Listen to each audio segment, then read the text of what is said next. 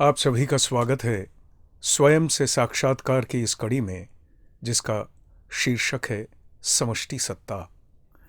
समष्टि सत्ता के अंडर में चिदाभास पे बातचीत चल रही है और ये बातचीत पे हम बुद्धि, मन और अहंकार की 10 वृत्तियों को लेकर चर्चा कर रहे थे।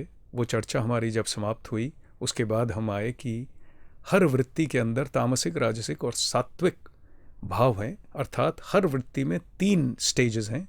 वो स्टेजेस उसको लेके चर्चा कर रहे थे। तो आइए सबसे पहले सुन लेते हैं प्रज्ञान पुरुष श्री श्री बाबा ठाकुर को। इनर नेचर जो है वो है चिदाभास, लेकिन चिदाभास का समष्टि जो है एक तो यूनिवर्सल फॉर्म है, वो असली नहीं है, लेकिन उसको कैपेसिटी, उसको यूनिटी ज़्यादा है, इसीलिए वो आउटर को कंट्रोल करते हैं, मैं मेरा को कंट्रोल करता है। अब हम आ जाते हैं उन वृत्तियों पर। पिछली कड़ी में हमने देखा था समग्र अंतःकरण की वृत्तियां त्रिगुणा प्रकृति का कार्य और प्रकाश माध्यम होने के कारणवश मन, बुद्धि आदि प्रत्येक के ही त्रिविध विशेष रूप हैं। जैसे तामसिक मन, राजसिक मन और सात्विक मन, वैसे ही तामसिक अहंकार, राजसिक अहंकार और सात्विक अहंकार, फिर तामसिक बुद्धि, राजसिक बुद्धि और सात्विक बुद्धि। यहां तक हम आलोचना कर चुके थे। आगे है स्वभाव का यथार्थ परिचय है शुद्ध सत्व। यह शुद्ध सत्व रूप भाव ज्योति योग से, अर्थात स्वभाव योग से शुद्ध बोध स्वरूप प्रज्ञान ब्रह्म परमात्मा विज्ञानमय होते हैं। आगे कहते हैं तब उनको ईश्वर कहा जाता है। स्वभाव रूप ऐश्वर्य के अधिपति होने के कारण शुद्ध बोध स्वरूप ब्रह्म आत्मा को ईश्वर कहा जाता है। ये एक इम्पॉर्टेंट पॉइंट है। हम इसके रेफरेंस के लिए चले जाते हैं फर्स्ट पॉइंट पे। ब्रह्म आत्म विद्या के 142 पेज पे ये है, और 141 पेज के फर्स्ट पॉइंट पे अगर हम जाएं चिदाभास का परिचय पे, वहाँ पे कह रहे हैं सच्चिदानंद घन भूमा परमात्म देवता स्वबोध में स्वयं निर्गुण तथा गुणातीत हैं और स्वभाव में स्वयं ही सगुण है। जब स्वभाव रूप से वो डायरेक्टली प्रतिभात होते हैं तो सगुण हैं, तब वो ईश्वर हैं। आगे कहते हैं स्वबोध में केवल साक्षी स्वरूप ब्रह्म आत्मा पक्का मैं स्वयं, स्वभाव में स्वयं लीलामय प्रभु अंतर्यामी समष्टि कर्ता भोक्ता ज्ञाता सर्वव्यष्टि जीवन, अर्थात समष्टि कच्चा मैं और जगत की अंतर्निहित शक्ति सत्ता एवं अधिष्ठान। जगत की जितनी भी चीजें हैं, जितने रूप से जगत में शक्ति प्रतीत होती है, उन सब के अधिष्ठान है ईश्वर। सृष्ट करना, चलाना, वापस विलीन कर लेना और उसको कंप्लीट टोटल जो भी कुछ है जगत के अंदर, उसके मालिक हैं ईश्वर। अब इसको जरा थोड़े आराम से हमें सोचना पड़ेगा। ये झट से हमें झटका भी कभी कभी लग जाता है, ये क्या कहा जा रहा है, क्योंकि ईश्वर महान है, ईश्वर सबसे बड़े हैं, लेकिन ये साइंटिफिक एनालिसिस है, इसको ज़रा समझना पड़ेगा। स्वभाव का यथार्थ परिचय है शुद्ध सत्व। सत्व गुण का जो शुद्ध रूप है, हम पहले भी आलोचना कर चुके हैं कि ईश्वर शुद्ध सत्व के माध्यम से समस्त जगत की रचना, उसको संभालना और उसको वापस उसका विलय करना अपने ही बीच में ये करते हैं। लेकिन जब ये मिश्रित होके आगे प्रतीत होते हैं, खुद ईश्वर ही प्रतीत हो रहे हैं, अपनी ही इच्छा से नाना रूप लेके प्रतीत हो रहे हैं, खुद ही मिश्रित हो रहे हैं और खुद ही कह रहे हैं कि मैं खुद को नहीं पहचानता हूं। देखिए कितनी इंटरेस्टिंग बात है। जब इस रूप से आते हैं तब क्या होता है, देखिए यह शुद्ध सत्व स्वरूप भाव ज्योति योग से, अर्थात स्वभाव योग से शुद्ध बोध स्वरूप प्रज्ञान ब्रह्म परमात्मा विज्ञानमय होते हैं। विज्ञानमय यानी विज्ञान घन, विज्ञान से परिपूर्ण होते हैं। ईश्वर का सारा काम विज्ञानमय है, अर्थात ज्ञान का विशेष शुद्ध सत्व द्वारा व्यवहार जो है वो ईश्वर कर पाते हैं। विशेष ज्ञान है विज्ञान। सो ज्ञान का जो विशेष व्यवहार है जो करते हैं ईश्वर, यही विशेष व्यवहार जब नीचे उतर आता है, जीव के स्वभाव के लेवल पे आ जाता है, तो वो जीव के स्वभाव अर्थात चिदाभास जो हम अभी डिस्कस कर चुके हैं, चिदाभास का विज्ञान बन जाता है।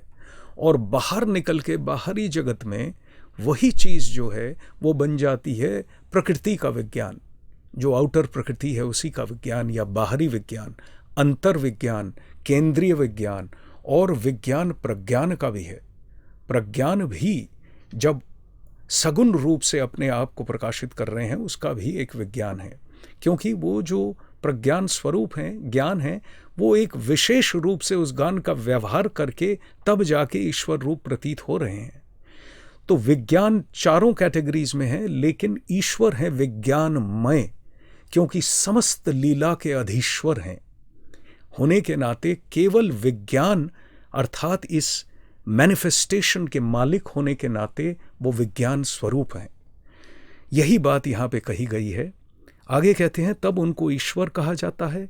स्वभाव रूप ऐश्वर्य के अधिपति होने के कारण शुद्ध बोध स्वरूप ब्रह्म आत्मा को ईश्वर कहा जाता है। ये क्लैरिटी हमें थोड़ी लेनी पड़ेगी। The distinction between परमेश्वर परमात्मा and Ishwar is very very subtle। ये चूंकि प्रज्ञान पुरुष जो परमेश्वर परमात्मा में प्रतिष्ठित हैं, पक्का मैं में प्रतिष्ठित हैं, उनके मुंह से सुनी बात है इसलिए जिक्र हो रहा है। हमारे लिए ये केवल एक अनुमान का विषय है। पक्का मैं के साथ जब तक तादात्म्यता नहीं होती है तब तक ये बात पूर्ण रूप से रियलाइज नहीं हो सकती है। आज केवल एक इंटेलेक्चुअल परसेप्शन है। आगे कहते हैं, हम चले जाते हैं पेज 143 के लास्ट पॉइंट पे, इसी चैप्टर के अंडर कहते हैं स्वभाव दोष से अर्थात बुद्धि दोष से एक शुद्ध आत्मा ही जीव रूप से प्रतिभात होती है। फिर बुद्धि की शुद्धि अर्थात विवेक शुद्धि के माध्यम से उसकी शुद्ध बुद्ध मुक्त पूर्ण बोध स्वरूप में स्थिति और प्रतिष्ठा होती है। ये जो प्रोसेस है, ये प्रोसेस ईश्वर के लेवल से अगर आप देखते हैं तो वो स्वयं ही स्वयं के साथ खेल रहे हैं, लेकिन नीचे लेवल पे आके जीव रूप हम लोग इसको पूर्ण रूप से अनुभव नहीं कर पाते हैं। यह अनुभूति हमारे अंदर एक आभास के रूप में रहती है, वही है चिदाभास। यह आभास के रूप की अनुभूति और चर्चा करते करते, इसका मनन करते करते, अपने ईश्वरीय स्वरूप, अपने पक्का मैं स्वरूप का मनन करते करते हमारे अंदर ये खुद ब खुद जागृत हो जाएगी। ऐसा हमने प्रज्ञान पुरुष को कहते हुए सुना है। चिदाभास के ऊपर और छोटी सी बात है जो एक बार जिक्र कर लेना चाहता हूँ। किताब है अपन बोध, है बंगला में, मैं वेरी क्विकली आपको पढ़ के सुना देता हूँ। स्वयं प्रकाश चित स्वरूप आत्मा की स्वबोध ज्योति स्वभाव के अंतर में चिदाभास रूप से प्रतिभात होती है। इस चिदाभास से बना हुआ है अंतःकरण अर्थात मन बुद्धि अहंकार चित्त। चिदाभास की स्फूर्ति इनके माध्यम त्रिगुण के योग से बहुविध भाव वृत्तियों के रूप में बाहर फैल जाती है। ये सारी चीज़ें हम लोगों ने डिस्कस की हैं पिछले एपिसोडों में, लेकिन इसको वन लाइनर बना बना के यहाँ पे पेश किया गया है, इसलिए मैं पढ़ के सुना रहा हूँ ताकि हम एक बार वापस दोहरा लें कि हमने क्या डिस्कस किया था। यह भाव वृत्तियाँ जो हैं वो त्रिगुण की पृथक पृथक विशिष्टता के हिसाब से अंतर्भाव और बहिर्भाव रूप से अभिव्यक्त होती हैं। हमारे अंदर कुछ भाव उत्पन्न होते हैं और बाहर कुछ भाव हम जब डील करते हैं, वो जो बहिर्भाव हैं, अलग अलग चीज़ों के भाव बाहर जो उत्पन्न होते हैं, उस रूप से ये लोग प्रतिभात होते हैं। सत्व गुण योग से चिदाभास की भाव वृत्तियाँ जो हैं वो स्वभावतः शांत और स्वच्छ होती हैं।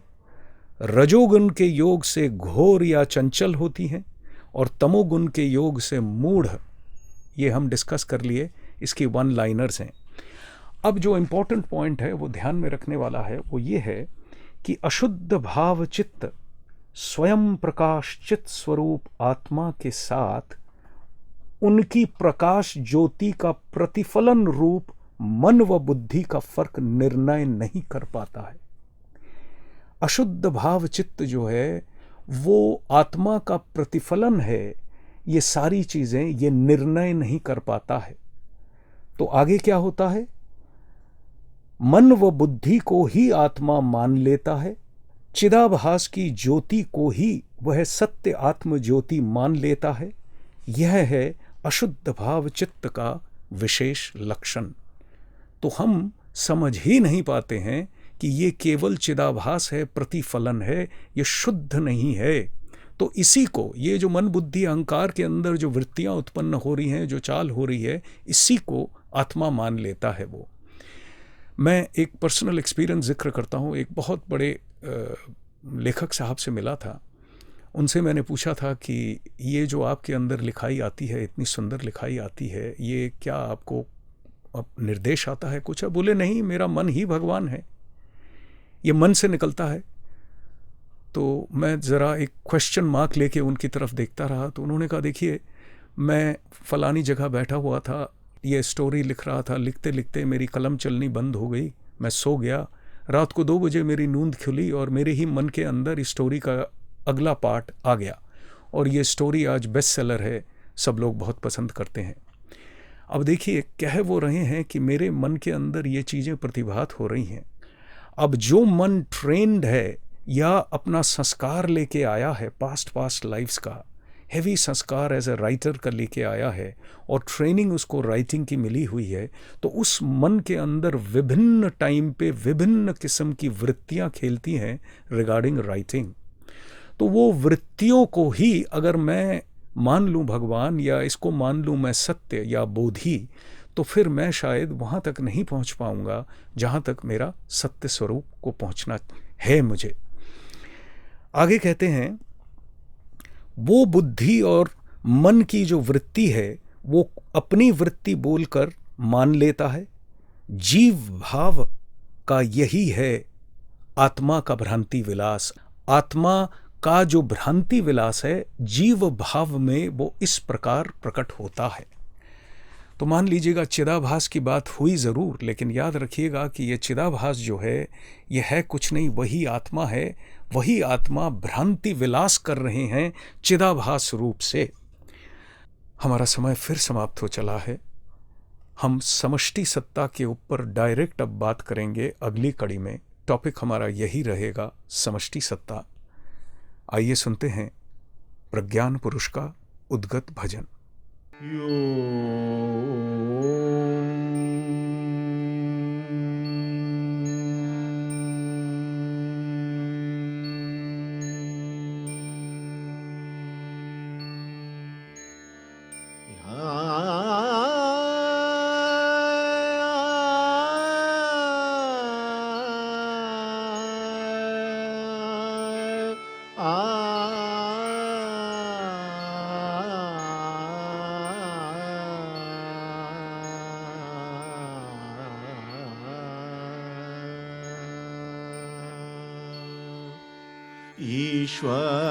ईश्वरात्मा ब्रह्म गुरु, ईश्वरात्मा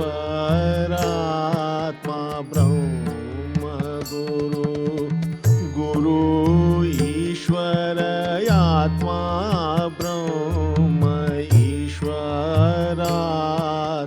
ब्रह्म गुरु, गुरु ईश्वर आत्मा ब्रह्म, सच्चिदानंद घन गुरु, गुरु सच्चिदानंद घन, ईश्वरात्मा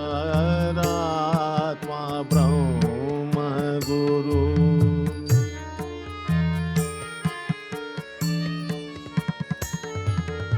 नित्य शुद्ध निराभास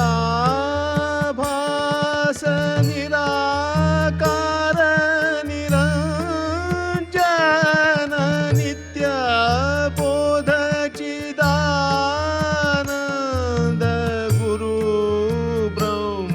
सनातन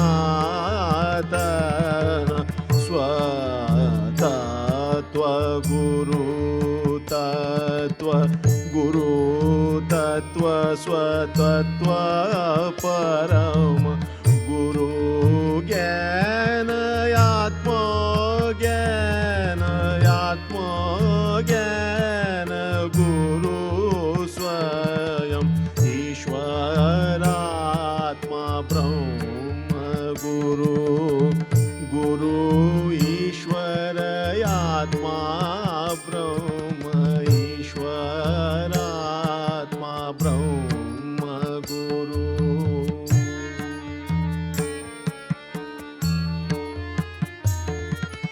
गुरु साध्य सिद्धि साधन गुरु ब्रह्म आत्मा यापन सर्वबोध के साक्षी गुरु आत्मा बोध में सदा मौन प्रज्ञान ब्रह्म विज्ञान ईश्वर आत्मबोध में सर्वसम प्रज्ञान ब्रह्म विज्ञान ईश्वर आत्मबोध में सर्वसम स्वतः सिद्ध गुरु कृपा स्वानुभूति तत्प्रकाश लक्षण स्वतः सिद्ध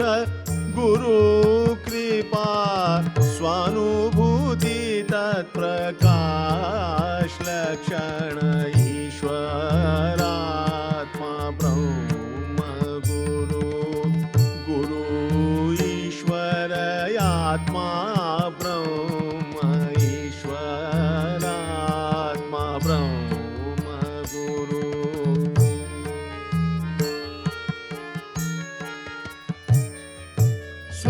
स्वबोध में स्वभाव पूर्ण नित्य मुक्त भव बंधन स्वबोध में स्वभाव पूर्ण नित्य मुक्त भव बंधन गुरु प्रीति परा सिद्धि गुरु